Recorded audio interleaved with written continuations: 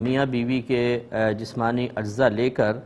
اور ایک تیسری عورت کے رحم میں رکھے جائیں اور پھر اس سے بچہ حاصل کیا جائے تو اس کی شرعی حیثیت کیا ہے؟ تو آپ کو سمجھایا تھا کہ یہ منع ہے، کیونکہ جب مرد اور عورت کے اجزاء ملتے ہیں اور بچہ معرض وجود میں آتا ہے تو ان سے جزئیت اور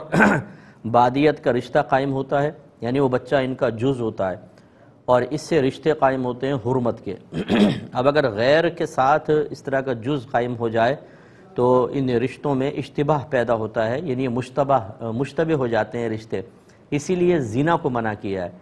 کہ زنا کی وجہ سے چونکہ وہ ایک ناجائز تعلق ہوتا ہے تو باپ کے بارے میں اشتباہ پیدا ہوتا ہے، وہ مشتبہ ہو جاتا ہے، تو شریعت نے منع کیا ہے۔ اس لیے یہ تو نہیں کر سکتے ہیں۔ یہ ہو سکتا ہے کہ اگر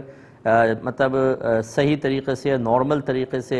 حمل نہ ٹھہرتا ہو تو پھر اسی عورت کے رحم میں، یعنی میاں بیوی کے اجزاء لے کر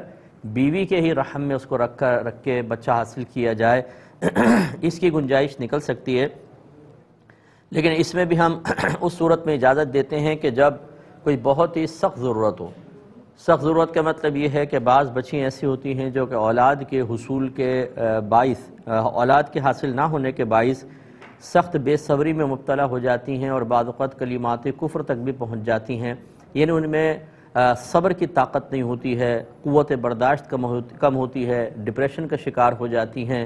بار بار ان کو جب یہ ٹینشن ہوتی ہے تو شوگر وغیرہ اور دیگر بیماریاں ہو جاتی ہیں، یا پھر اطراف کا ماحول ٹھیک نہیں ہوتا، طنز کرنے والے ہیں، تکلیف پہنچانے والے ہیں۔ اسی طریقے سے بسا اوقات طلاق تک نوبت آ جاتی ہے، جاہل قسم کے لوگ ہوتے ہیں، وہ بچی کو ٹارچر کرتے ہیں کہ بھئی اگر اب اولاد نہیں ہوئی تو بس پھر تمہیں طلاق دے دی جائے گی اور دوسری شادی لڑکے کی کر دیں گے۔ اس قسم کی جب صورتحال آتی ہے تو پھر اس کی